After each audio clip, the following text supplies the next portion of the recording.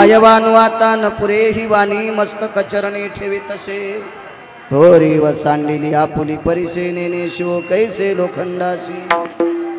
प्रस्तुत प्राप्त प्रसंग निवडलेला अभंग विश्वमान्य विश्वभूषण विश्वाधिकार विश्वप्रिय चिन्मय स्वरूप असणारी अधिकार संपन्न साधू श्रीमंत श्री जगद्गुरु तुकोबाराय यांचा प्राप्त प्रसंगी निवडलेला अभंग विठाला प्राप्त प्रसंगी निवडलेला अभंग माझ्या श्रीमंत श्री जगद्गुरु तुकोबारायांचा आहे। या अभंगाद्वारे माझ्या देहूतले मालक नमूद करतात की मी या संतांचा महिमा किती वर्णन करू। या संतांचा महिमा वर्णन करत असताना माझी वाणी अपुरी पडते असं देहूतले मालक नमूद करतात। काय व्याप्ती असेल संतांच्या जीवनात, किती मोठा व्यासंग असेल संतांचा, काय नाविन्य असेल संतांच्या बाबतीत, किती मोठं भक्तीचं टोक असेल संतांकडे की जेणेकरून तुकोबाराय स्वतःहून म्हणतात की माझी वाणी अपुरी पडते। तुकोबारायच्या वाणीचा जर विचार केला तर तुकोबारायच्या वाणीचा प्रगल्भपणा मोजण्यासाठी सत्यलोकाचे मालक विधाता चतुरानंद याच्याकडे त्या मोजमाप करण्यासाठी पारड नाही, तराजू नाही, मेय नाही। ब्रह्मांडाचा रचेता, विश्वाचा रचेता, जीवसृष्टीचा रचेता ब्रह्मदेव, त्याच्यासारखा चतुर या विश्वात कोणीच नाही। किती चतुर ब्रह्मदेव राजे हो। एका गिरगावकराच्या चेहऱ्यासारखा पृथ्वीवर जितके देश आहेत एकाही देशात गिरगावकरासारखा चेहरा कोणाचाच नाही, किंवा तुम्ही बसलेल्या व्यक्ती इतका त्या चेहऱ्याशी हुबेहूब असणारा चेहरा जगात एकाही व्यक्तीचा नाही। हे कर्ण ज्याच्या हातात आहे त्याला ब्रह्मदेव म्हणतात। दुसरी गोष्ट सांगतो किती चतुर आहे। पाण्याची किती जरी मोठी टाकी बांधली तिला सुचाग्र डोक्याच्या केसासारखं छिद्र पाडलं तर कालांतरानं त्या टाकीत पाणी थांबत नाही, पण ब्रह्मदेवाने एक उभी टाकी तयार केली, त्या टाकीला 9 छिद्र पाडले, त्या टाकीतलं कुठल्याही प्रकारचं पाणी मनानं बाहेर येत नाही। काय विद्वत्ता असेल त्या ब्रह्मदेवाची। तिसरा मुद्दा सांगतो, बाळू महाराजाचा अंगठा किती मोठा असेल पण या अंगठ्यावर जे ठसे आहेत, भारतात नव्हे पृथ्वीवर जितके देश असतात एकाही देशामध्ये गिरगावकराच्या अंगठ्याच्या ठस्यासारखे ठसे, कोणाच्याच अंगठ्यासारखे कोणाचे ठसे नाहीत। ही करण्याची विद्वत्ता ज्याच्याकडे त्याला ब्रह्मदेव म्हणतात। आणि त्या ब्रह्मदेवाकडं तुकोबारायच्या वाणीचं वजन करण्यासाठी तराजू नाही। त्या अर्थी तुकोबारायची वाणी किती श्रीमंत असेल तरी त्या तुकोबारायांनी म्हणावं की संतांचं वर्णन करत असताना माझी वाणी अपुरी पडते, त्या अर्थी किती मोठी व्याप्ती असेल। विठाला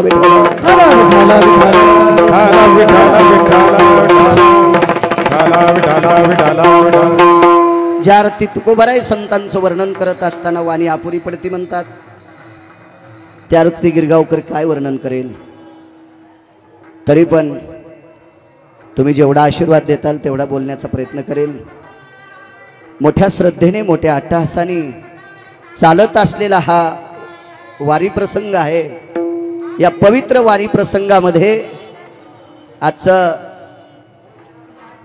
माझ्या षष्ठी उत्सवानिमित्त चालत असलेला हा वारीतला उत्सव, आणि या उत्सवामध्ये मला या पवित्र ठिकाणी खरोखर सेवा करण्याचं सौभाग्य लाभतंय, माझं महत् भाग्य। या पवित्र अधिष्ठानाचे विश्वात व्यापक अशी अष्टादश संतांपैकी नाविन्य ज्यांच्या जीवनात आहे असे माझे शांतीब्रह्म एकनाथ महाराज, माझ्या नाथबाबांचा वारी प्रसंग आहे। आणि या वारीत चालत असलेली ही चालत असलेली दिंडी हा वारी प्रसंग, आणि या प्रसंगात आजचं कीर्तन विठाला विठाला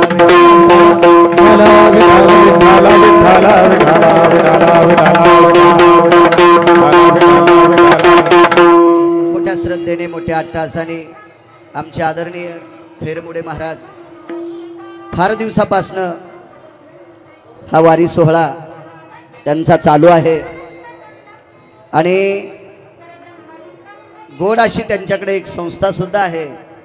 या महाराष्ट्राच्या मातीमध्ये भविष्यातले उत्कृष्ट मृदंगाचार्य, उत्कृष्ट कीर्तनकार, उत्कृष्ट प्रवचनकार, रामायणकार, भागवतकार माझ्या ज्ञानोबाराय, तुकोबाराय, नामदेवराय, चोखोबाराय, नाथबाबा, सावता महाराज, सेना महाराज, रविदास महाराज, मीराबाई, कबीर महाराज या संतांची परंपरा चालवण्याचं गोड अशा प्रकारचं हे केंद्र वारकरी घडवण्याचं काम आदरणीय खैरमुडे महाराज करतात। आणि त्यांच्या ह्या वारी प्रसंगामध्ये त्यांच्या या फडावर मला कीर्तन करण्याचा योग येतोय. माझं हे महत् भाग्य आहे. म्हणून पुनश्च खैरमोडे महाराजांना धन्यवाद देतो. दुपारी सुद्धा त्यांच्या नगर प्रदक्षिणेच्या वारीमध्ये मी प्रदक्षिणा करत असताना मला भेट झाली. आनंद वाटला. मोठ्या उल्हासात, मोठ्या आनंदात, मोठ्या जयघोषामध्ये वैभवशाली जसं माझ्या नाथबाबांचं वैभव होतं अशा वैभवात पालखी सोहळ्यामध्ये त्यांचा घोडा आहे, रथ आहे. अशा वैभवात खैरमोडे महाराज. खरं तर त्यांची परिस्थिती अशी इतकी काही मोठी नाही, पण मला असं वाटतं ज्यांच्या परिस्थित्या ताईसाहेब लहान येतात तेच वारकरी संप्रदाय जोपासते. हो. आणि ज्यांना पैसे जास्त आहेत का ते धूळ लागून अंगा नाका तोंडात धूळ येईल म्हणून ते वारीत येत नाहीत. विठाला विठाला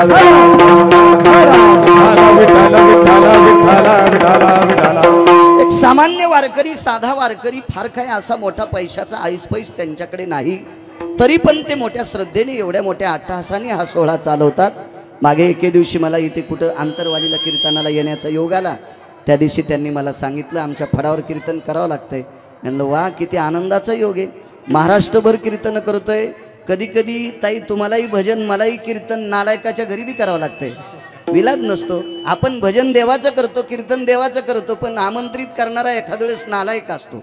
कधी कधी आपलंही भाग्य उतू जाते, धकून घ्यायचंय. पण अशा पवित्र ठिकाणी माझ्या ज्ञानोबराय, तुकोबराय, नामदेवराय, चोखोबराय, नाथबाबा, सावताबाबांच्या फडावर, अशा संतांच्या फडावर जिथं परंपरेत कीर्तन करण्याचा योग येतो ते कीर्तनकाराचं सुद्धा अवभाग्य असतं. विठाला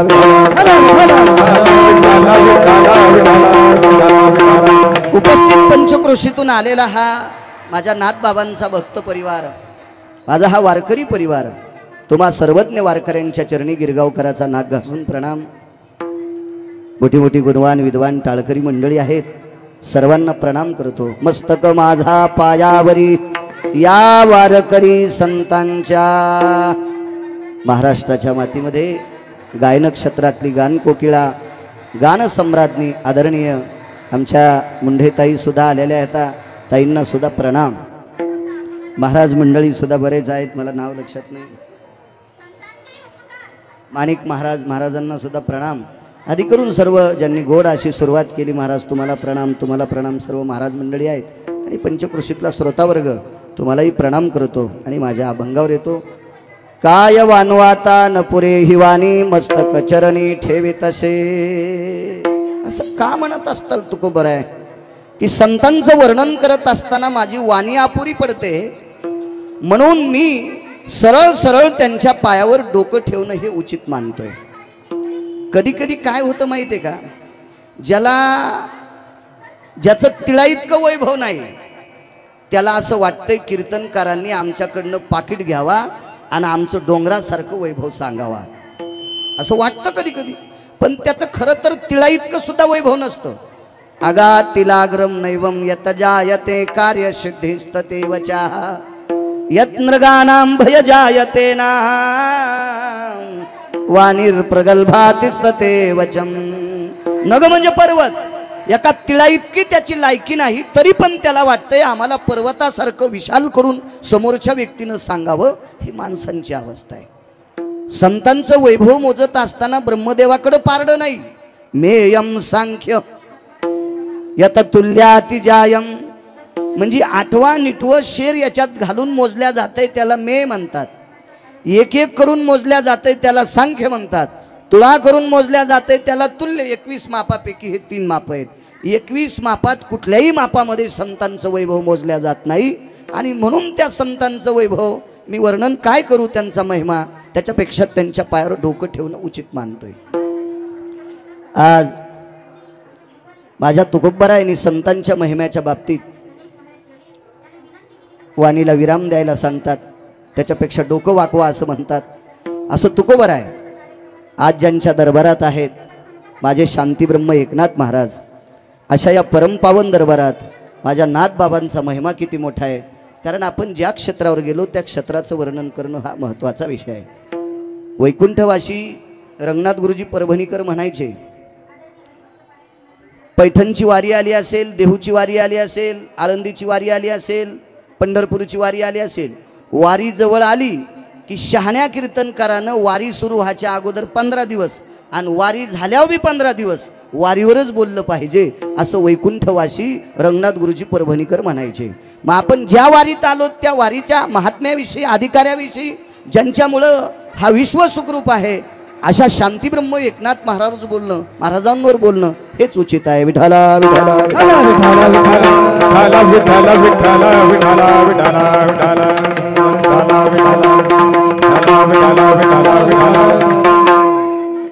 काय व्याप्ती माझ्या शांतीब्रह्म एकनाथ महाराजांची.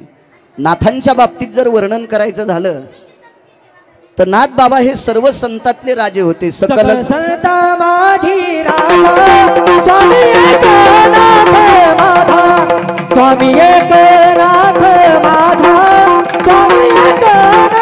सकल संत माझी राजा स्वामी एकनाथ माझा, स्वामी एकनाथ माझा, स्वामी एकनाथ माझा. सकल संता माझी राजा स्वामी एकनाथ माझा. ताईसाहेब शांतीब्रह्म एकनाथ महाराज वैभवशाली संत होते. मी आवडीनं तुम्हाला ताईसाहेब याच्याकरता म्हणतोय. मी महाराष्ट्रातल्या कुठल्याही स्त्रीचा अनादर करत नाही, पण जी स्त्री डोकं भरून पदर घेती ती स्त्री मला प्राणप्रिय महाराष्ट्रातली. विठाला विठाला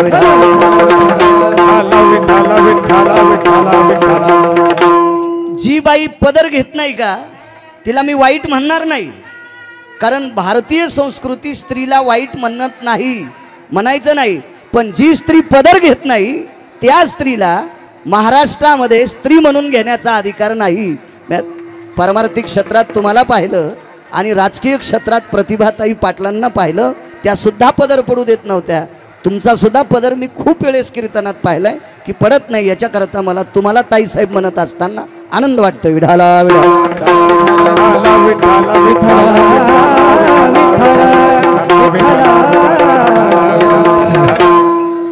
असो माझे नाथ बाबा फार मोठे श्रीमंत.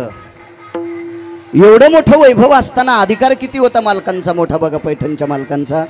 का तुकोबर आहे म्हणतात, या संतांचं वर्णन करण्यापेक्षा त्यांच्या डोक्यावर माथा ठेवावा. असं काय असेल या संतांकडं, काय नाविन्य असेल या महात्म्यांकडं, काय वैभव असेल या अधिकाऱ्यांकडे, भक्तीचं सूत्र किती मोठं असेल, कर्तव्याची निष्ठा किती मोठी असेल, काय जोपासला असेल अध्यात्माचा व्यासंग. बघा माझ्या शांतीब्रह्म एकनाथ महाराजांकडे विश्वाचा मालक 36 वर्ष होता. बारतरिक 36 वर्ष पंढरपुरातले मालक शांतीब्रह्म एकनाथ महाराजांच्या घरी रावडीने पाणी जागा घरी चक्र पाणी वाहे, अनन्य भक्ती भावे वंदित से पाय, अनन्य भक्ती भावे वंदित से पाय. रावडीने चक्र पाणी वाहे, अनन्य भक्ती भावे वंदित से पाय, अनन्य भक्ती भावे वंदित से पाय. भारतरीत 36 वर्ष पाणी भरलं. पाणी भरल्याच्या नंतर वाटेल त्या सेवा केल्या, दोन्ही केली. आणि जेवढा कामातून वेळ भेटन तेवढा काम दारावर ठेवला. दत्त चोपदारी करीत चोपदारी करीत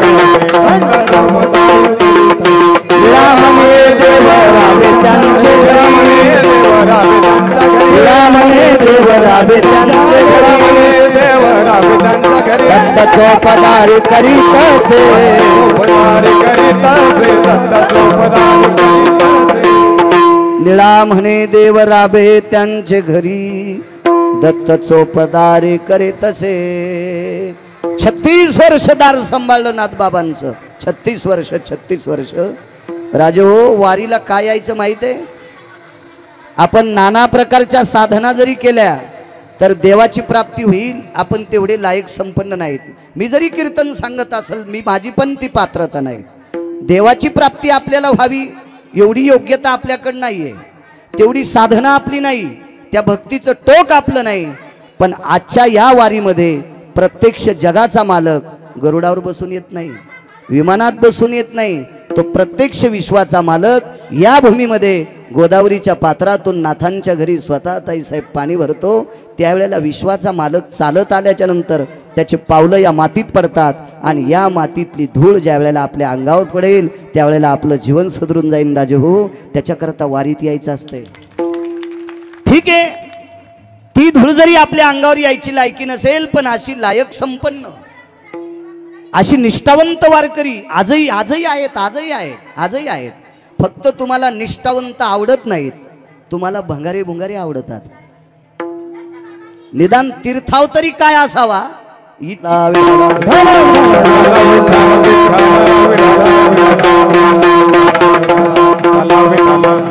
नेमकं कुठं काय असावं इतकं जरी जोपासलं तरी तुम्ही वारकरी येत असं समजायचं। कधी कधी हे पाहत असताना अशी चिळस येते, विठाला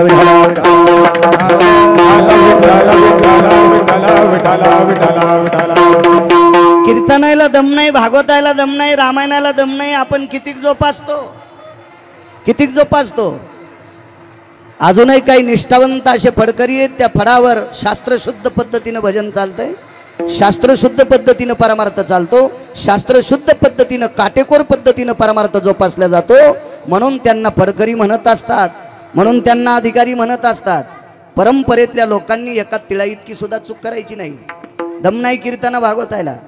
मगाशी नगर प्रदक्षिणा करत असताना पैठणमध्ये जर गांजा वढायच्या चिलमी इकायचे दुकान येत असतील, मंदिराच्या डाव्या हाताला प्रदक्षिणा करत असताना चिलमीचे दुकान आहेत, चिलमीचे। अशा पवित्र तीर्थावर जर आजही चिलमी इकत असताल तर अजून लक्षात घ्या आपण देवाच्या कोसोदूर लांब आहेत, हजारो मैल लांब आहेत, हजारो मैल लांब आहेत हो। की ज्या तीर्थावर चिलीम विकल्या जाती किती शोकांतिक आहे। इथं ग्रंथ ऐकावे, इथं तुळशीच्या माळा ऐकावा, इथं नाना प्रकारच्या आध्यात्मिक क्षेत्रातली साधनं ऐकावी, फार काही झालं तर शेतीतली साधनं ऐकावी, शेती सुद्धा महत्वाची त्याच्यातली साधनं ऐकावी, चिलमी ऐकाव्या, त्यावी नाना प्रकारच्या चिलमी शोकांतिक आहे। आपण फार मागे याचं एकमेव कारण आहे परमार्थ जोपासणारी लोक कुठंतरी चुकतात। ही छोटी मोठी ही फळं सांभाळणारी माणसं कुठेतरी चुकतात, त्याच्यामुळे ही बाकीची माणसं नियम मोडतात, त्याचा तोच अर्थ आहे विठाला।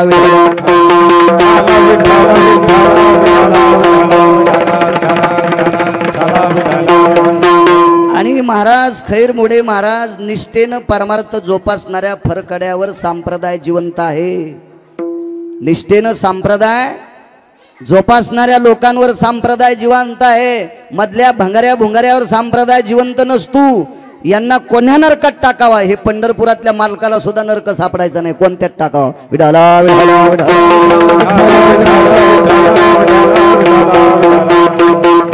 असो काय मोठी व्याप्ती, 36 वर्ष पाणी भरलंय या भूमीमध्ये, जगाच्या मालकाचं आज वास्तव्य आहे। आजच्या तिथीला अनन्य साधारण महत्व आहे। हा षष्ठी उत्सव आहे। या परमपावन तीर्थाची मातीच्या कणामध्ये विटेवरच्या मालकाचं कणाकणात वास्तव्य आहे। का देव आला असेल, काय महिमा असेल, याच्यातला एक मुद्दा मांडतोच राजजनांनो। एके दिवशी ब्रह्मांडाचा मालक नाथांच्या घरी पाणी भरत होते। माझे नाथ बाबा पूजा करत आहेत। नाथांची पूजा म्हणजे काय ती तुमची आमची पूजा नव्हती, वेदोक्त शास्त्रोक्त पुराणोक्त या सगळ्या गोष्टीचा मतितार्थ जिथं बिंबल्या जायचा ते शांती ब्रह्म एकनाथ महाराज। हे पैठण किती पवित्र आहे सांगू सज्जनांनो। महाराष्ट्राच्या मातीमध्ये 3 शास्त्री अगोदर आले। या महाराष्ट्राच्या मातीमध्ये 3 शास्त्री अगोदर आले।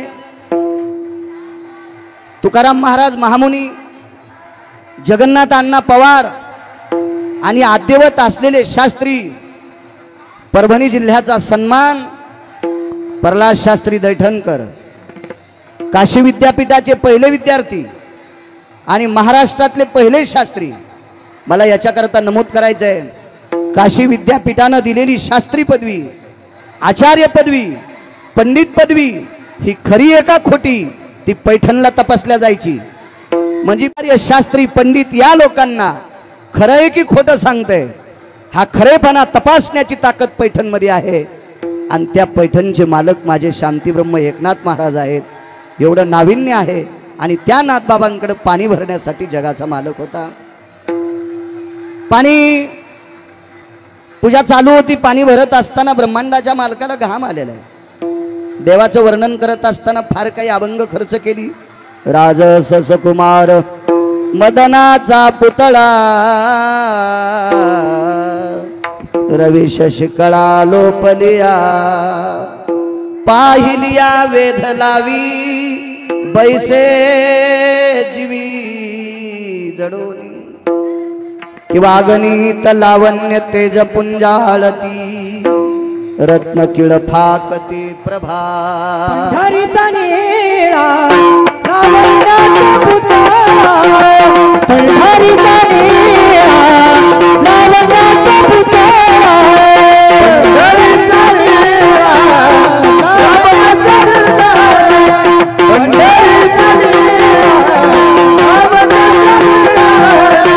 पंढरीचा निळा लावण्याचा पुतळा पंढरीचा निळा लावण्याचा पुतळा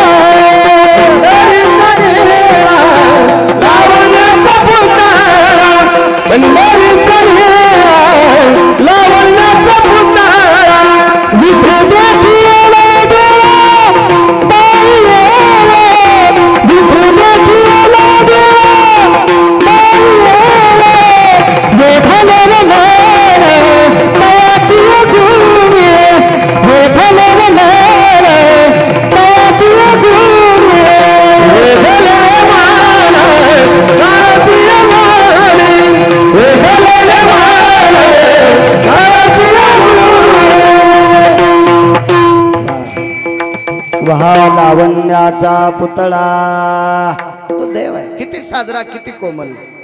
राजे हो आपलं शरीर उगा आपण याला सुंदर म्हणतो म्हणून उगा ते पाचकट मोठेपणा आहे. देव किती सुंदर आहे. मग आपल्या सामान्य दगडा दोंडासारख्या नाना प्रकारच्या स्वरूपासारख्या शरीराला घाम येतोय तर त्यानं पाणी भरल्यावर त्याला घाम किती येत असेल भाऊ. पाण्याच्या कावडी टाकत असताना देवाच्या चेहऱ्यावरचा घाम बघितला ताईसाहेब. सोहळ्यामध्ये स्वयंपाक चालू होता. तो घाम पाहिला आणि हळूच कोण आवाज दिला श्रीखंड्या ए बाळा श्रीखंड्या. जी आई साहेब ब्रह्मांडाचा मालक गिरिजा काकींना जी म्हणत होता जी म्हणत होता. काय व्याप्ती असेल त्या वाणीमध्ये. विश्व ज्याच्या ताब्यात आहे त्याला जगाचा बाप म्हणतात. जी शब्द वापरला. जी आई साहेब श्रीखंड्या 2 मिनिटं मध्ये येतोस. भगवंतानं सांगितलं आई साहेब आपण सोहळ्यात आहात, आपण पाकगृहात आहात, आपण स्वयंपाकघरात आहात, मी येऊ कसं. आईसाहेबांनी सांगितलं बाळा लक्षात ठेव तू पाणी आणत असताना गोदावरीच्या पात्रात स्नान करतो. तुझ्या पायात जोडा नसतंय, बूट नाही, चप्पल नाही, कमरेला पंचा आहे, अंगात शर्ट बनेल नाही आणि तू ओल्या कपड्यानं पाणी भरतोस. ती आरती सोहळ्याच्या पलीकडचं सोहळं तू जोपासतोस. मग ओल्या कपड्यानं जे आरती सोहळ्यात पाणी आणतोस ते आरती आता स्वयंपाकघरात यायला काय हरकत आहे. आईसाहेब काय काम आहे. आईसाहेब माझा पाणी आणण्याचा वेळ आहे, मला लावून दिलेलं तुम्ही काम आहे, मध्ये स्वयंपाकघरात मी काय काम करू शकतो. काहीच नाही बाळा ये, पाय धुवून येतो, वेळ लागेल लगेच ये. स्वयंपाकघरात बोलवलं आणि आईसाहेबांनी दिव्य तेजस्वी असा पाट टाकला. त्या पाटावर श्रीखंड्या बसलेले आहेत. आईसाहेबांना माहीत नाही हा देव आहे. राजे हो या महाराष्ट्रातला नियम सांभाळणारे वारकरी किती आहेत, नियम सांभाळणारे वारकरी किती आहेत सगळ्यांना तपासता येत नाही ताईसाहेब. पण नियम न सांभाळणाऱ्या नालायकाला लोक पुरणपोळीचा स्वयंपाक खाऊ घालतात, वाटेल ते चोचले त्याचे पूर्ण करतात. मग शांतीब्रह्म एकनाथ महाराजांना गिरिजा काकींना माहीत असते हा देव आहे तर पाणी भरू दिलं असतं, नसतं भरू दिलं राजे हो. माहीत नाही देव आहे.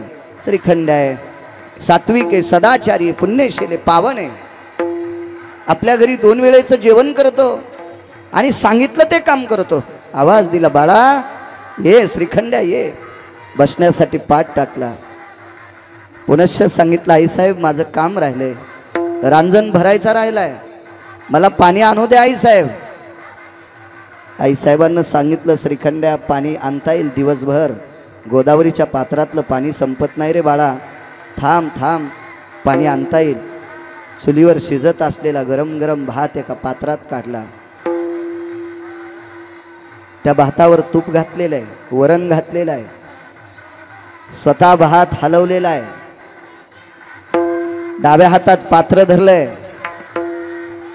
उजव्या हातात पाण्याचा लोटा आहे, गडू आहे, सोन्याचा तांब्या आहे.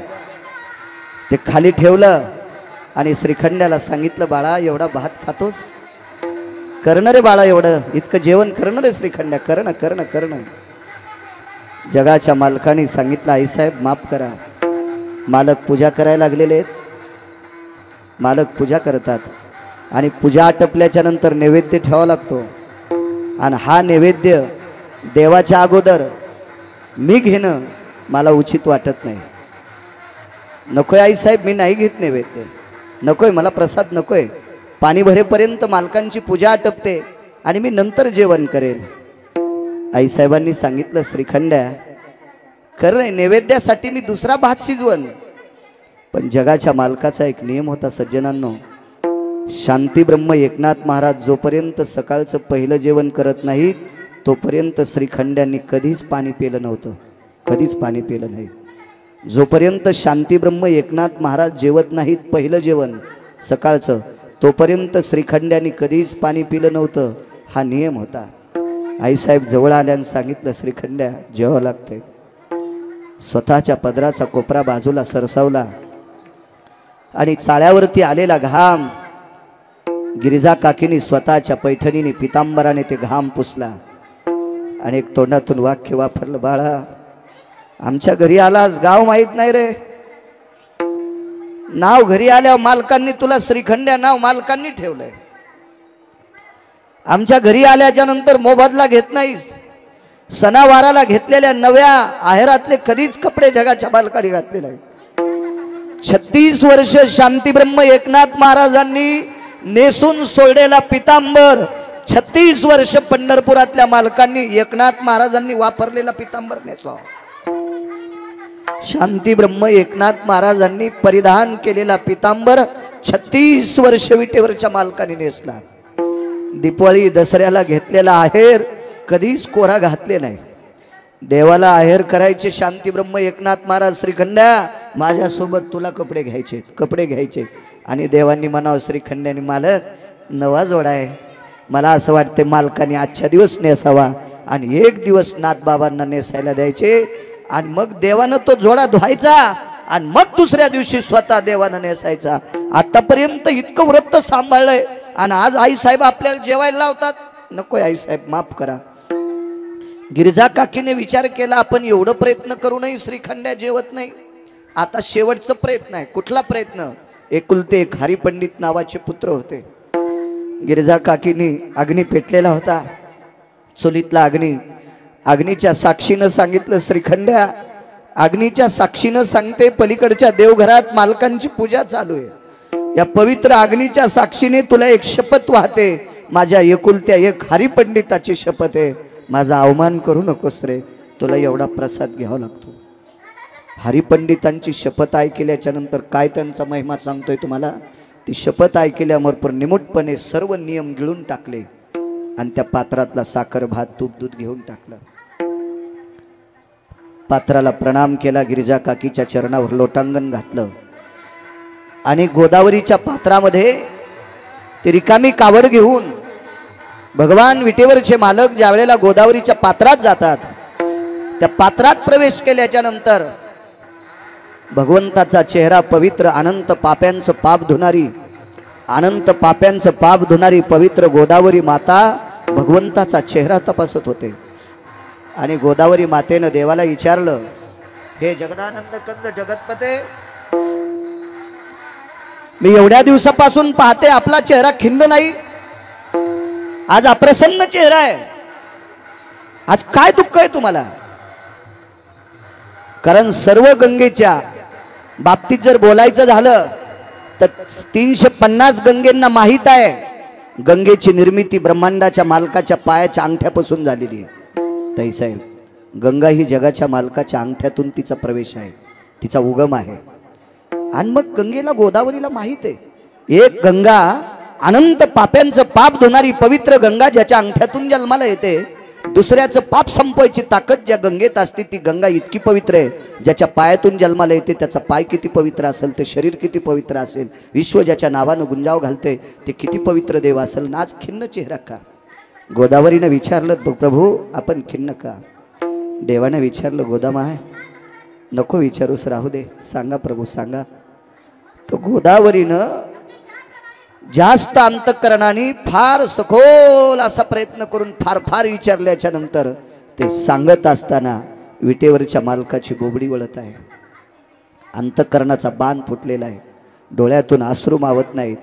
आणि सांगितलं गोदामाते मी अशा माऊलीच्या हातचा स्वयंपाक आता जेवून आलोय की तिच्या अंतःकरणामध्ये दास आणि स्वतःचा पुत्र सारखा आहे. दया करणे पुत्राशी तेची दासानी दासी, असं पवित्र माऊलीच्या हातचं अन्न खाल्लंय की ज्या घरचा महान महात्मा, ज्या घरची पवित्र माऊली समोरचे व्यक्ती बघत असताना त्यांच्या दृष्टीमध्ये कसल्याही प्रकारचा बदल नाही. जितकं प्रेम दासावर आहे, जितकं प्रेम स्वतःच्या रक्ताच्या नात्यावर आहे, तितकं प्रेम दासावर.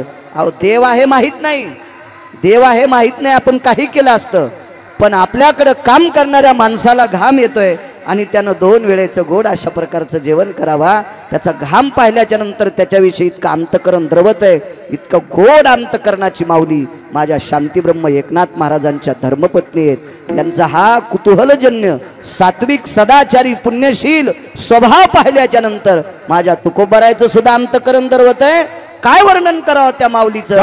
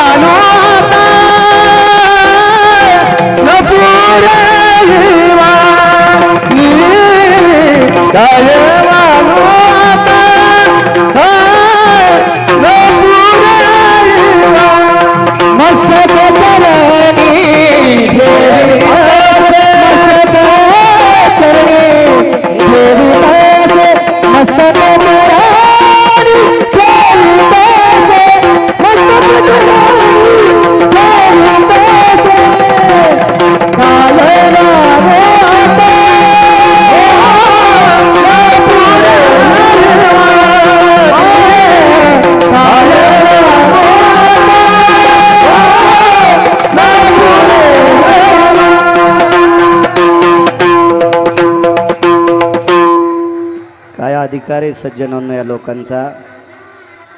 प्रत्यक्ष एवढं मोठं वैभव, इतका मोठा अधिकार.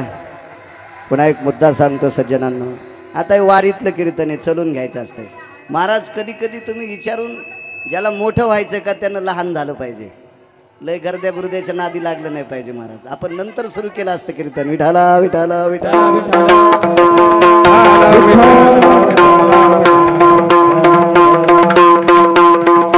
मला काय कीर्तन करू करू महाराष्ट्रात मी इतकी गावं फिरलो, पण आता एवढ्या श्रद्धेने आल्या वारकऱ्यांच्या अंतःकरणात थोडंसं दुःख वाटतं. याचं दुःख वाटतं, दुसरं काय नाही. विठाला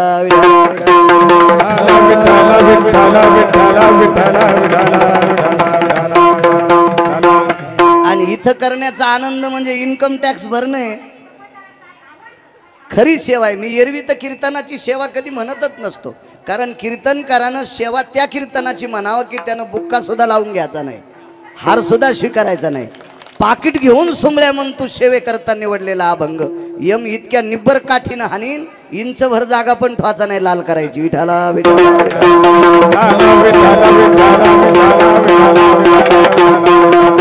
खरी सेवा आहे, अत्यंत गोड. त्याच्यामुळे असं वाटतंय अशा निष्ठेनं आलेल्या वारकऱ्यांच्या सानिध्यात माझ्या ज्या तीर्थावर जाऊ आपण त्या तीर्थावर 2 तासभर नामाची साधना करावी ही भावना. अजून एक मुद्दा तुमच्या पुढे मांडतोय. विठाला महाराज महाराज महाराज महाराज महाराज असू द्या असू द्या असू द्या असू द्या, जाऊ द्या जाऊ द्या, चलत राहते चलत राहते चलत राहते चलत राहते. अजून संप्रदाय लय कोसो दूर आहे. विठाला विठाला विठाला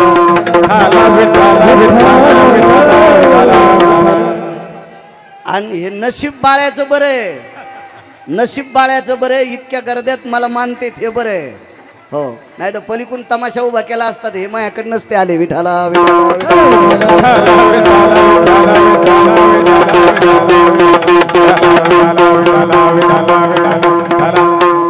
असतं. तेव्हा चांगल्या गोष्टीत जो माणूस कराळ कालित असतो का त्याचं पाप त्याच्या 40 पिढ्यापर्यंत फेडावं लागते. हे कधी पण लक्षात ठेवायचं. त्याच्या हजारो पिढ्यापर्यंत चांगल्या गोष्टीत जो कराळ कालित असतो का त्याचं पाप त्याला फेडावं लागतं. विठाला एक मुद्दा मांडतो सज्जनांनो.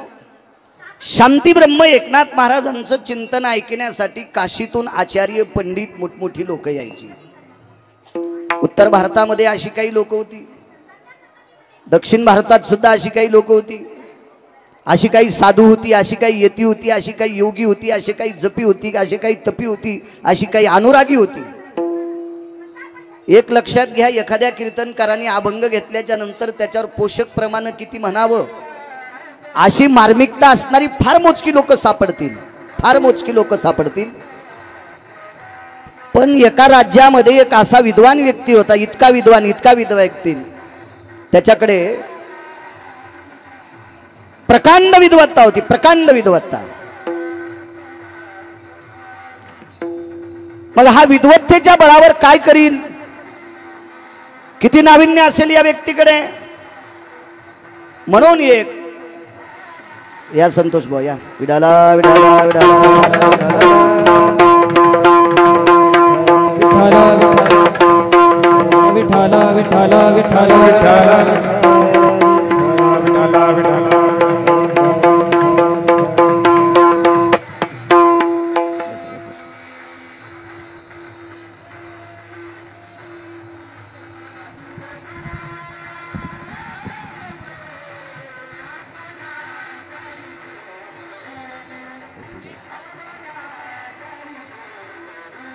विठाला विठाला विठाला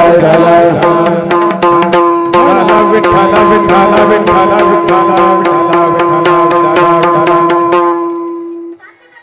बघा. त्या विद्वान व्यक्तीकडे एक व्यक्ती आला आणि सांगितलं मी तुमच्याकडे आलो, मला ग्रंथ न्यायचा आहे तुमच्याकडचा. त्याच्याकडे एकच ग्रंथाची प्रत होती. तो ग्रंथ होता वेद. वेद वेद होता वेद. चारही वेद एकत्रित बांधलेले होते. हे चारही वेद एकत्रित बांधलेले होते. एकच प्रत त्यांच्याकडे होती आणि त्याला माहीत होता समोर मागायला येणारा व्यक्ती हा काही फारसा याचा चांगला फायदा घेणार नाही, म्हणून हा काय करेल. म्हणून त्या व्यक्तीनं सांगितलं मला एवढी रात्र द्या, उद्या सकाळी तुम्हाला देऊन टाकतो. शिष्यांना पाठविलं, हवनकुंड बांधलं, लाकडं आणली, यज्ञ पेटवला आणि त्या यज्ञाकडं पूर्वाभिमुख तोंड करून बसले. पान पुढचं वाचवायचं, मागचं वाचायचं, हवनात टाकून द्यायचं. पुन्हा पुढचं पान वाचायचं, मागचं वाचायचं, हवनात टाकून द्यायचं. पहाटेच्या ब्रह्मी मुहूर्ताला 4ही वेद वाचून पाठ केले आणि 4ची 4 प्रत अग्नीत टाकल्या आणि समोरच्या व्यक्तीनं सांगितलं ग्रंथ द्या. माझ्याकडं नाही. पूर्ण आश्रम चालला, ग्रंथच नाही. मग विद्यार्थ्यांनी सांगितलं त्यालाही दिला नाही. उद्या आम्ही कसं शिकायचं? तुम्ही काळजी करू नका, मी हवनच त्याच्याकरता केलंय. मी हवनात तो यज्ञ ग्रंथ टाकलाय. याचा अर्थ माझ्या डोक्यात तो पूर्ण पाठ आहे, पाठ आहे, पाठ पाठ ग्रंथ आहे, पाठ. 4ही वेद एका रात्रीत पाठ करण्याची ताकद या पवित्र देशातल्या काही संतांकडे होती. अशी संत सुद्धा शांती ब्रह्म एकनाथ महाराजांकडं चिंतन ऐकायला येत होती. ज्याला पूर्ण वेद पाठ आहे, 4ही वेद पाठ आहेत ताईसाहेब, ज्यानं एका रात्रीमध्ये 4ही वेदाचं आकलन करावं, डोक्यामध्ये मेमरी कार्डात बसावं, अशी पूर्ण वेद डोक्यात ठेवा, तोही शांती ब्रह्म एकनाथ महाराजांचं चिंतन ऐकायला यायचा. मोठी मोठी माणसं. एके दिवशी शरीर थोडं थकत गेलं, गळत गेलं शरीर, थकवा आला शरीराला. आणि मग लक्षात घेतलं एवढी लोक आपलं चिंतन ऐकण्यासाठी येतात, आता कोण पुढे कथा करेल, कोण चिंतन करेल, कोण भागवत सांगेल, कोण रामायण सांगेल, याची खंत नव्हती. पण मनातली मनात अशी रुखरुख होती. एके दिवशी जोर वाढला, जोर म्हणजे ताप वाढला. आणि तो ताप वाढल्याच्या नंतर असा विचार केला, आजची कथा कोणाला करायला लावावी.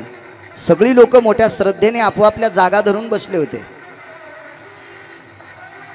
आणि चोपदार आपला ड्रेस घालून आले, भालदारांनी आपली भाले आणली, चोपदार आले, छत्री धरली. 32 किलो सोन्याची छत्री होती नाथांच्या डोक्यावर. चोपदारांच्या हातातल्या काट्या सोन्याच्या होत्या. बघ, शांती ब्रह्म एकनाथ महाराजांच्या जवळ चोपदार, भालदार, छत्रीवाले सगळे येऊन उभे राहिले.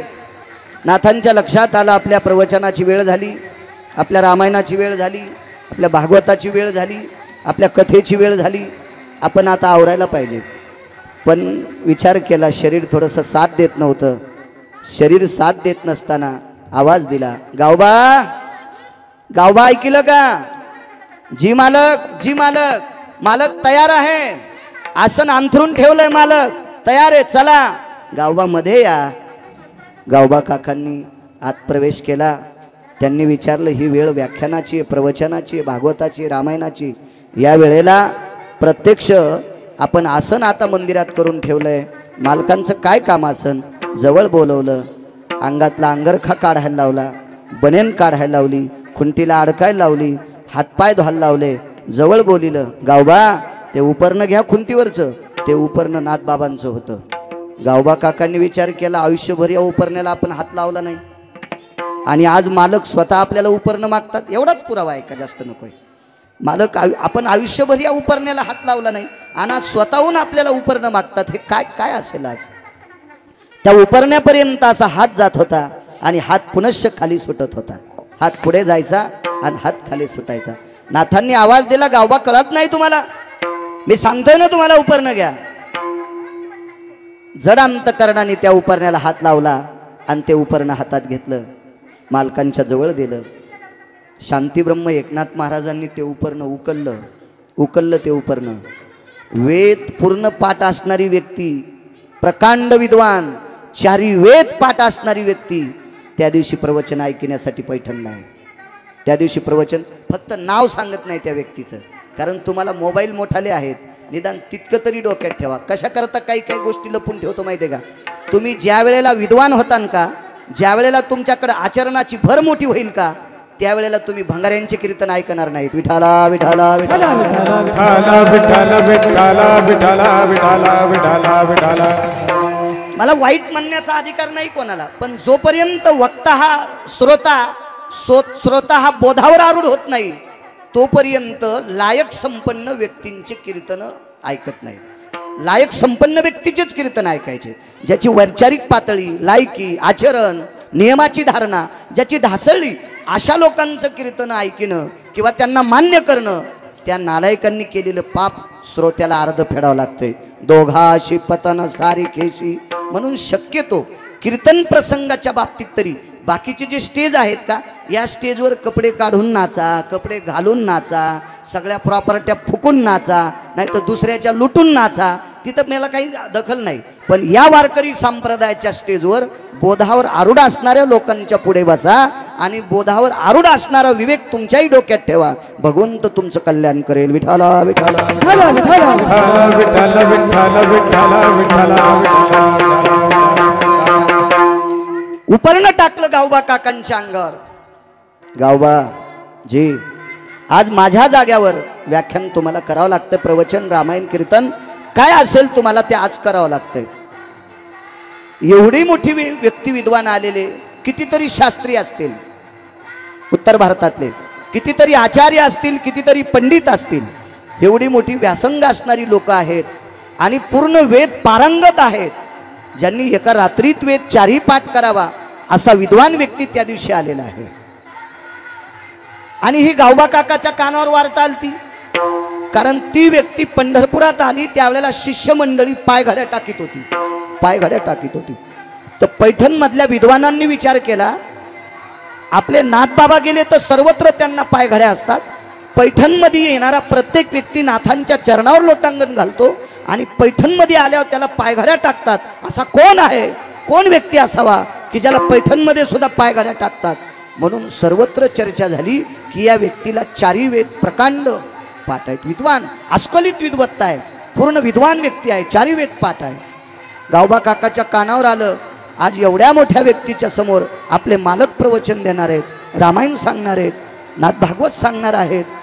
आपल्याला त्या व्यक्तीचं दर्शन होईल आपल्या मालकाच्या सानिध्यात. हा आनंद गावबा काकाच्या अंतकरणात दरवळत होता. पण आज उलट झालं, ज्याला पूर्ण वेद पाठ आहेत त्या व्यक्तीच्या समोर गावबा काकांना चिंतन करावं लागतंय याची भीती वाटत होती. आणि तिथून असे निघाले, चौकट ओलांडली, चोपदार सोबत होते. चोपदारांना सुद्धा वाटायचं, खडी साखरेचं पात्र गावबा काका घेऊन जायचे, नाथांचं बसायचं आसन गावबा काका घेऊन जायचे. तर खडी साखरेचं पात्र आणि नाथांचं आसन आज चोपदाराला घ्यावं लागतंय. चोपदारानं विचार केला, गावबा काका जे खडी साखरेचं पात्र घेतात, गावबा काका जे आसनपट्टी घेतात, ते आसन घेतात, आज ते आपल्याला घ्यावं लागतंय. ती खडी साखर मालकांनी खावी ठीक आहे, पण गावबाला खायची. त्या आसनावर मालक बसतील नवल नाही, आज पण त्या आसनावर गावबा बसणार आहेत. मला वाटतंय सगळे चोपदार गावबा काकाच्या समवयस्क असल्यामुळं एकमेकाला आरेकारेच बोलत असतील. पण आज चोपदारांना गावबा काकांना आवजावं बोलण्याची वेळ आली. का? नुसतं नाथ बाबाचं उपरणं गावबा काकाच्या अंगावर पडलंय. नाथ बाबा जे उपरणं अंगावर घेऊन कथा करीत होते ना, ते उपरणं गावबा काकांच्या अंगावर पडलंय. म्हणून प्रत्येक चोपदाराच्या अंतकरणात आरेकारेची भाषा संपली, गावबा काका म्हणायचे, काका. आणि समोर आल्याच्या नंतर इतके एक वयस्क चोपदार होते, गावबा काकाचे पाय चलत नव्हते, पाय असे ओरड्यासारखे होत होते मागं.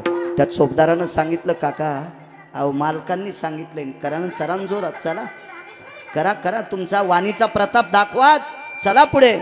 असं ऐकल्याबरोबर वळून पाहिलं तर गावबा काकाचे डोळे पाण्यानं डबडबले, पाण्यानं डबडबले.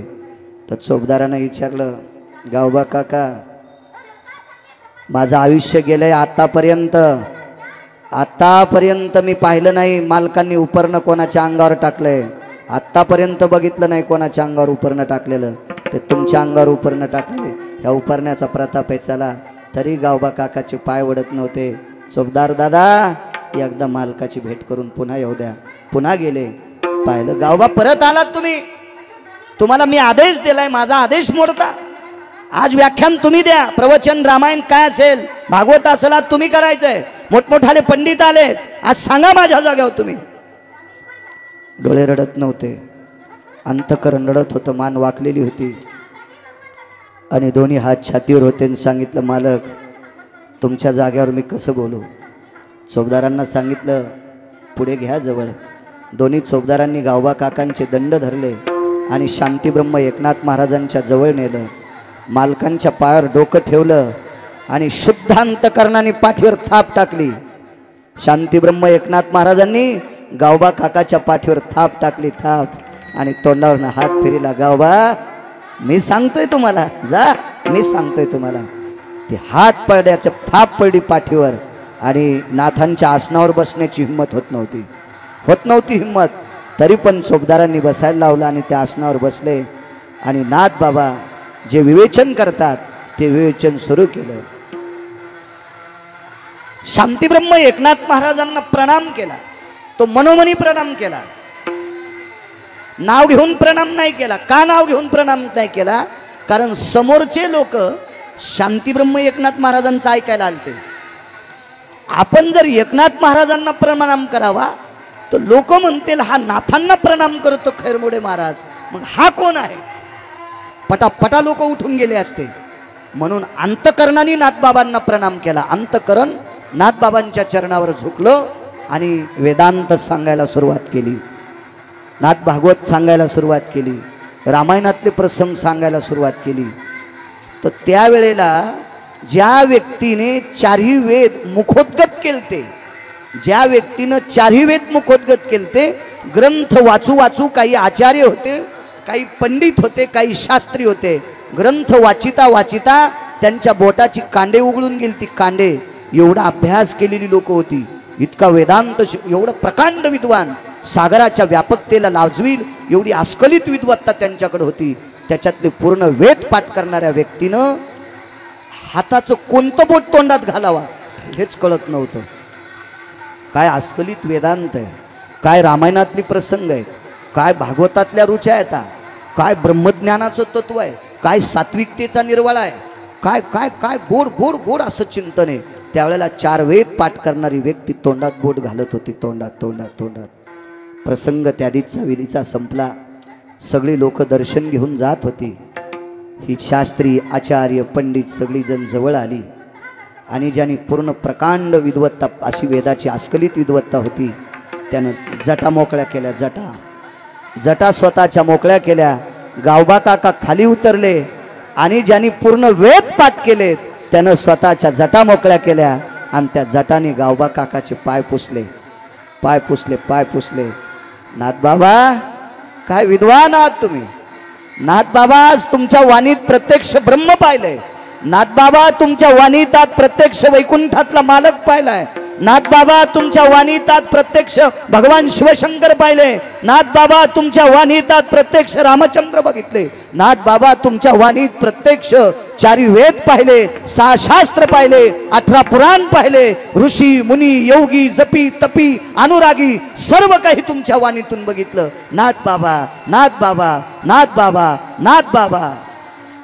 गावबा काकाने हळूच हात पुढे केला आणि एवढ्या विद्वान व्यक्तीच्या तोंडाला हात लावला. माननीय पूजनीय वंदनीय प्रातस्मरणीय गुरुवर्य, तुम्ही ज्यांचा इतका आदर करता तो नाथबाबाचा नौकर आहे. तो नाथबाबाचा मी नौकर आहे, मी सेवक आहे त्यांचा. मग नाथबाबा कुठे आहेत? महालात आहेत. चला, ज्या व्यक्तीला गोड खाण्याची इच्छा होती त्या व्यक्तीला इतकं उंच नेऊन ठेवलं कृपानाथांची. कृपा कटाक्षे न्याहाळीले, आपुल्या पदे बैसविले, बाप रखुमा देवरो वेंगले, भक्ता झाले वरदान, कृपा कटाक्ष, कृपा कटाक्ष.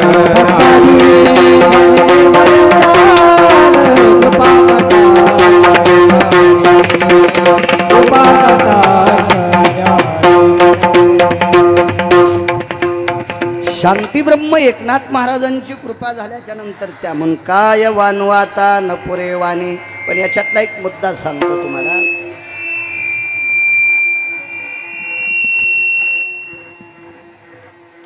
तुमच्या दिंडीत खैरमोडे महाराज हे चोपदार आहेत आणि चालू दिंडीत चोपदाराचा ड्रेस काढून जर दुसऱ्या चोपदाराला घातला तर ह्या चोपदाराला राग येतो. या मी घरापासून चलत आलो आणि महा ड्रेस कस काय द्याला, राग येतो राग. आपल्या दिंडीतल्या विनेकार्याचा इना घेतला आणि दुसऱ्या दिंडीला जर दुसऱ्या विनेकार्याच्या गळ्यात दिला एखाद्या माणसाच्या, ते म्हणला मी आळंदीपासून चलत आलो, फलटण मधून काऊन घेतला बा? मी पंढरपूर पर्यंत देणार नाही. इना इना इना द्या वाटतं का? नाही. मग शांतीब्रह्म एकनाथ महाराजांचं किती उदात्त अंतकरण असेल, किती सागरासारखं व्यापक विशाल अंतकरण असेल. दया ही शांतीब्रह्म एकनाथ महाराजांकडे होती. सर्वाभूती दया आणि साधू म्हणावे आयशिया, ते शांतीब्रह्म एकनाथ महाराजांकडे दया होती. महाराज लक्षात ठेवा, बाळू महाराज कीर्तनकार झाल्याच्या नंतर कीर्तनकार त्याचं पोरग हो वाटतंय. ही परंपरा बाळू महाराजाच्या मुलानं चालवायची वाटते. पण शांतीब्रह्म एकनाथ महाराजांनी तो सन्मान हरिपंडितांकडे न देता, ज्या व्यक्तीला गोड वेळेला खाला भेटत नाही त्या व्यक्तीकडे एवढं परमोच्च पद द्यावा, ही विशाल व्यापक बुद्धी, हे सागरासारखं विशाल अंतकरण फक्त संतांचंच आहे. म्हणून त्या संतांचं वर्णन करण्यापेक्षा त्यांच्या पायावर डोकं ठेवणं हे उचित मानतात. म्हणून पहिलं कडवं काय मानो आता ना पुरे हिवानी, काय मानो आता ना पुरे हिवानी, काय मानो आता ना पुरे हिवानी, ना पुरे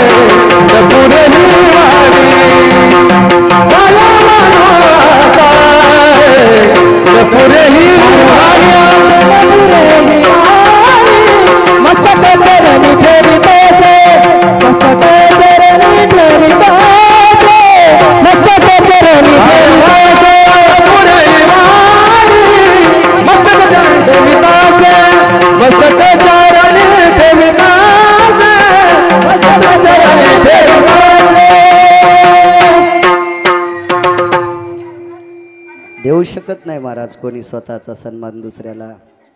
एवढी मोठी व्याप्ती, एवढी मोठी प्रकांड विद्वत्ता, शास्त्रीय आणि आचार्य पंडित पदवी तपासायची ताकद हरिपंडितात होती ताईसाहेब. पण त्या हरिपंडितांकडं ते स्टेज न देता, ते आसन न देता गावबा काकांकडं दिले. गावबा काकांकडं एक दुसरा मुद्दा सांगतो राजे हो, धाडस करण्याची ताकद कोणालाही असते. चुकून शब्द गेला. धाडस हे कोणालाही करा वाटते, धाडस हे कोणालाही करा वाटते. पण ते धाडस पूर्वणत्वाला नेण्यासाठी नाना त्या योग्यतेची ताकद लागते, ताकद लागते, ताकद. त्याचा एक मुद्दा तुमच्या पुढे प्रतिपादित करतो.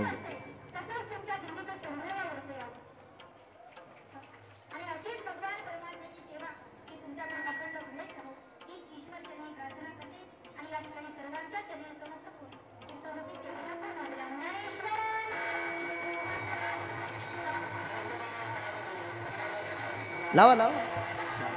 विठाला विठाला विठाला विठाला. आता इथून पुढे 2 घंटे करायचे आपल्याला. विठाला विठाला विठाला.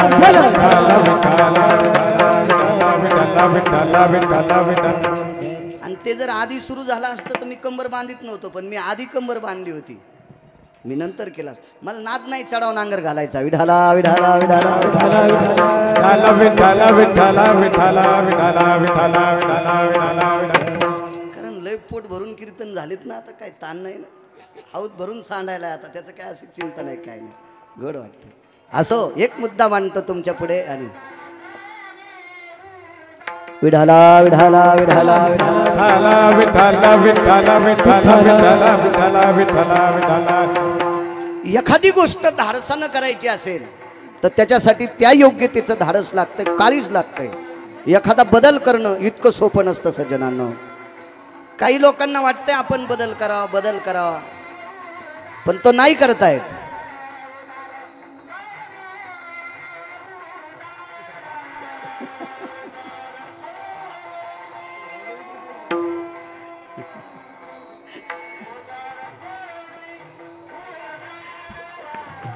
वर्षभर भांडवल पुरते गिरगाव करायला आता विठाला विठाला विठाला विठाला विठाला विठाला विठाला विठाला विठाला विठाला विठाला विठाला. तुम्हाला एक पुरावा माहित असेल, माझ्या निळोबरायकडे एकदा प्रत्यक्ष देव आले. निळोबरायने सांगितलं, निळा म्हणे आम्ही नोळ खोजी देवा, तू कयाचा दावा करीत असो, येथे तुझ लागी बोलाविले कोणी, प्रार्थिल्या वाचोनी आलाशी का. प्रत्यक्ष विश्व ज्याच्या ताब्यात आहे त्याला म्हणावं आम्ही तुकोबाऱ्याला ओळखतो, तुला ओळखत नाही. सामान्य धाडस आहे. आणि प्रत्यक्ष जगाचा मालक आल्याच्या नंतर सांगितलं आम्ही तुला बोलवलं नाही, तू आलाच कशाला. हे धाडस सामान्य. किती किती मोठी धाडसाची वाणी असेल, किती मोठी धाडसाची वाणी असेल. विठाला विठाला विठाला विठाला विठाला विठाला विठाला विठाला विठाला. पण ते धाडस परिपूर्णतेला गेलं, टोकाला गेलं, टोकाला गेलं. एक धाडस बघा नाथांच्या जीवनातलं. आई धुणं धुण्यासाठी गंगेच्या पात्रात गेली. काळासाई चित्र होता. त्या गोदावरीच्या पात्रामध्ये प्रत्येकाचे स्थान दाखवून दिलेले होते. कोणी कुठेही जाऊन धुणं धुवायचं नाही, कोणी कुठेही आंघोळी करायचं नाही. एक ठरलेला नियम होता, ठरलेला नियम. शांतीब्रह्म एकनाथ महाराजांसाठी वैकुंठवासी माधव महाराज मगर सुरजखेडकर म्हणायचे, मला काही कुठल्या लिखाणात सापडलेलं नाही, मला त्यांच्याच ओया माहीत आहेत. त्यांची काही लिखाणं कीर्तनातली एका सात्विक सदाचारी लोकांनी कीर्तनं लिहिली, त्याच्यातल्या एका 2 पानाचा निर्वाळा सांगतो. शांतीब्रह्म एकनाथ महाराज ज्या स्थानावर स्नानाकरता जायचे तिथे एक पाषाणाची चौरंगी शिळा होती आणि ती शिळा गोदावरीच्या पात्रावर. शांतीब्रह्म एकनाथ महाराज गोदावरीच्या पात्रात प्रवेश करत असताना खांद्यावरचं धोत्र त्या शिळेवर टाकायचे, त्या शिळेवर टाकायचे. आणि गोदावरीच्या पात्रात स्नान आटपलं की त्या शिळेवर उभं राहून ते धोत्र बदलायचे, तिथं धोत्र बदलायचे. आणि म्हणे त्या शिळेवर त्या काळाला प्रखंड असा एक वेगळ्या वातावरणाचं क्षेत्र पसरलेलं होतं. कोणी कोणाच्या जाग्यावर न जाणे. एका सामान्य कुळातली माऊली, एक साध्या परिस्थितीतली माऊली. कुळाचा जर विचार केला तर त्या काळात आताही 4 वर्णाचा हेच सांगितला. एका शूद्र कुळातली माऊली तिथं धुणं धुण्यासाठी गेली. एक तर तिनं तिथं धुणंही धुतलंय. तिलाही माफ करण्याचं सौभाग्य, तिलाही मोठ्या अंतकरणाने माफ करावं. त्या काळातली नाना प्रकारची वसवसून उठलेली प्रकांड विद्वान लोक त्यांना थांबवलं. हे असलं काही नसतं रे. काय काय सामान्य ताकद असेल ती, किती मोठी ताकद असेल. आणि अशात एका कुळातल्या माऊलीचं बालक गोदावरीच्या पात्रामध्ये आई धुणं धुण्यासाठी गेली म्हणून तिनं जावं. रडत रडत रडत रडत रडत त्या गोदावरीच्या पात्रात ते बालक आलं. आई धुणं धुवून एका रस्त्यानं निघून गेली. त्यावेळेला अशी गोदावरी नसेल, म्हणजे आता जी गोदावरी पाहिली का अशी नसेल. कारण हिच्यात बऱ्यापैकी झंपर सापडतेत, गाद्या सापडत्यात, गोदडे सापडतेत, जुने वापरलेले कपडे सापडतेत. अशी गोदावरी नसेल. तरी मागच्या 10 वर्षापेक्षा यावर्षी जरा बरी दिसली.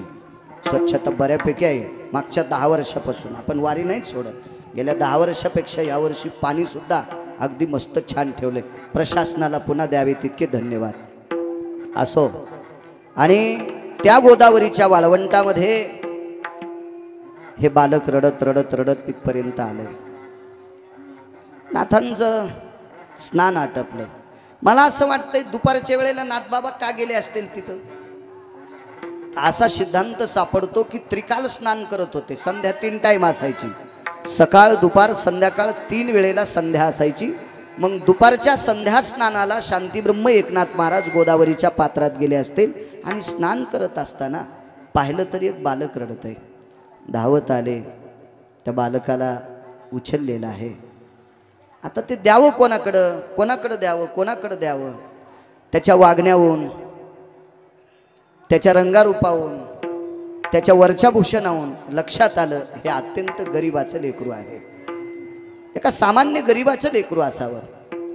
रस्त्याने चलत असताना ज्या कुळातला असेल त्या कुळातली माणसं आजूबाजूला पळत होती. आपण ह्या लेकरांना घेतलं तर उद्या आपल्याला शासन होईल म्हणून कोणी म्हणतच नव्हतं. आमचं शांतीब्रह्म एकनाथ महाराजांनी त्या बालकाला घरी नेलं. गिरिजा काकींना सांगितलं, गिरिजा जी मालक, जी जी गोदावरी मातेने एक आपल्याला प्रसाद दिलाय. कसला प्रसाद मालक? हा प्रसाद आहे. पाहिलं तर काखेत एक बालक होतं. गिरिजा काकीने लटकन त्या बालकाला घेतलं. काय नशिबवान बालक असेल ते. ज्या बाईचं लुगडं धुण्यासाठी 36 वर्ष पंढरपुरातला मालक पैठणमध्ये राहतो, ज्या बाईच्या अंगावरचं पातळ लुगडं साडी पैठणच्या आपल्या पंढरपुरातल्या मालकाच्या हाताच्या स्पर्शाने पवित्र आहे. त्या माऊलीचं शरीर किती पवित्र असेल आणि त्या पवित्र मांडीवर एका सामान्य शूद्राच्या बालकाला बसायला भेटते. ते बालक बी किती नशीब घेऊन आला असेल, नशीब घेऊन आला असेल. म्हणून मला असं वाटतंय हे मध्यंतरी जातीचा जो शहाणपणा होता ना, हा संपवण्यासाठीच नाथबाबांनी हे काम केलं असेल. यातायाती धर्म नाही विष्णुदासा आणि निर्णय तो ऐसा वेदशास्त्री. मी तर सहज म्हणत असतो, भारतात अशी एकही जात नाही की त्या जातीतले लोक दारू पित नाहीत. प्रत्येक जातीत हरामखोर माणसं आहेत, प्रत्येक जातीत नालायक माणसं आहेत आणि प्रत्येक जातीत सज्जन माणसं आहेत. मी खानदेशमध्ये गेलो संतोष बुवा, तिथे कृष्णाजी माऊली जायखेडकर म्हणून एक महान महात्मा होऊन गेले. वारकरी संप्रदायातले फार मोठे तत्वनिष्ठ साधू कृष्णाजी माऊली जायखेडकर. आपण एकदा मधल्या वारीला गेलतो. गेल्या वर्षीच्या कार्तिकीला, आता कालच्या कार्तिकीला नाही, मागच्या वर्षीच्या कार्तिकीला गेलो. तर एक किर्लोस्कर नावाचा माणूस, किर्लोस्कर नाव होतं त्याचं, खैरमोडे महाराज.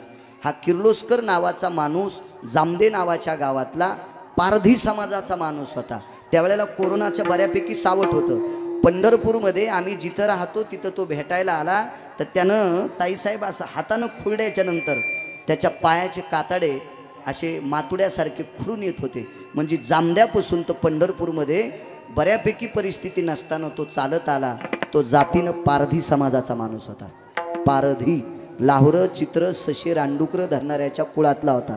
पण त्याला कृष्णाजी माऊली या महान भगवत भक्तांनी माळ घालून त्याला वारकरी संप्रदायात आणलं. म्हणून कुणी एखाद्या जातीला नाव ठेवावं असा काही विषय नाही. हो का उत्तम चांडाळन त्याचे पायी माझे कपाळ. माझ्या जनाबाई म्हणतात उत्तम कुळातला आहे का चांडाळ कुळातला आहे, पण पैठणच्या वारीला येतो ना त्याच्या पायावर कपाळ. पैठणची वारी इकडं चालू असताना तिकडं 13व्याचे कीर्तन हाणतू, त्याच्या कपाळाला पण माझे पाय नाही, त्याच्या कपाळाला पण माझे पाय नाही. आणि तो जर पैठणच्या वारीला येत असेल तर जनाबाई म्हणतात त्याच्या पायावर माझं कपाळ, त्याचे पायी माझे कपाळ. पंढरीचे वारकरी त्यांचे पाय माझे शिरी. मग तो जात कुठली असू द्या पण तो वारकरी असला पाहिजे. तुका म्हणे नाही जाती सवे काम, ज्याचे मुखी नाम तोची धन्य. कारण भजन करण्याचा अधिकार प्रत्येकाला आहे, जातीचा संबंध नाही. चुकून 7व्या अवतारात पंढरपुरातल्या मालकाने चुकून काम केलं. वशिष्ठांचं ऐकून एका भजन करणाऱ्या शिकाऱ्याचं पोरग मारलं, किराताचं पोरग मारलं. तर त्याला मारल्याच्या नंतर पंढरपुरातल्या मालकाला 8व्या अवतारात 11 वर्ष 53 दिवस आईची वडिलाची भेट झाली नाही. हे पाप देवाच्या डोक्यावर पडलं. तर तुम्ही आम्ही हा नालायकपणा करणं, आपल्याला देव कोण्या नरकातला किडा करीन याचाच मेळ लागणार नाही. विठाला विठाला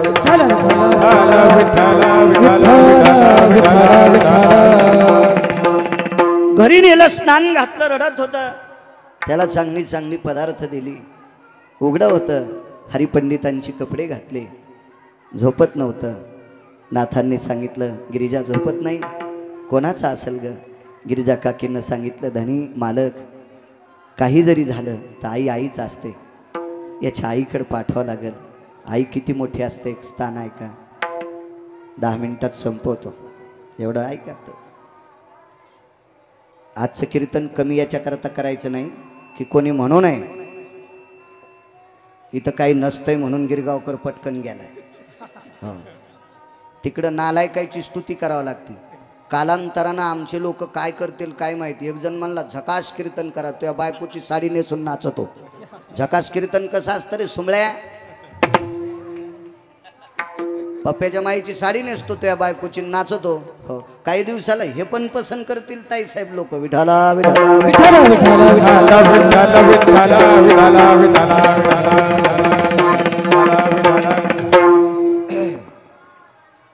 असो,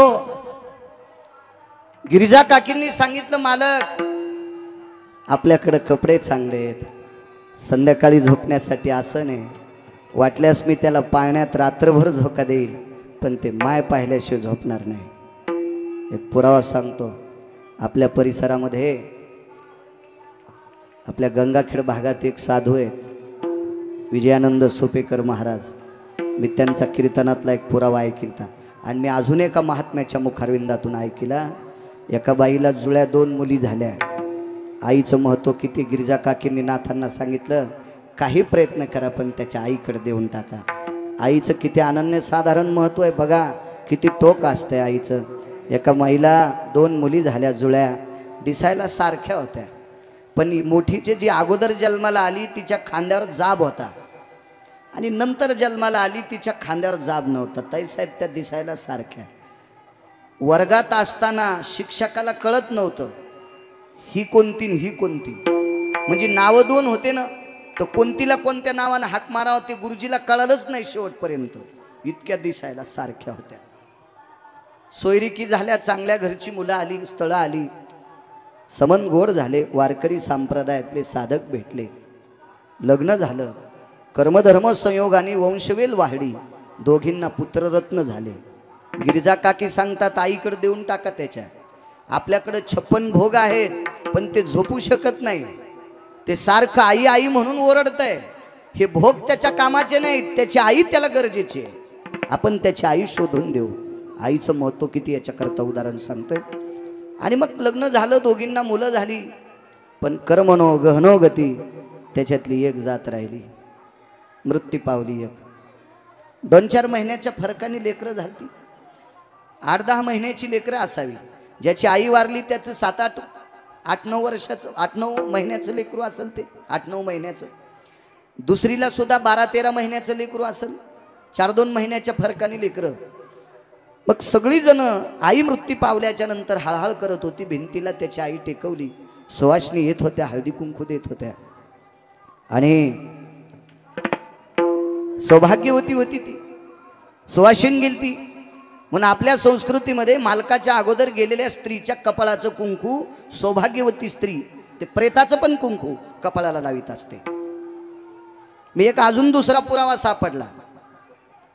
सौभाग्यवती स्त्री ज्या वेळेला मालकाच्या अगोदर जात असती का, त्यावेळेला ती प्रेत जरी असेल तर जिच्या कपाळाला कुंकू आहे तिनं स्वतःचे काकणं तिच्या काकणाला लावायचे. यति कंकनो भय जयो प्रेतास्तित्काराय ललाट प्रपटले अर्जितम कुंकुमं भय जायते नैवं गांजा कसम लिखितम.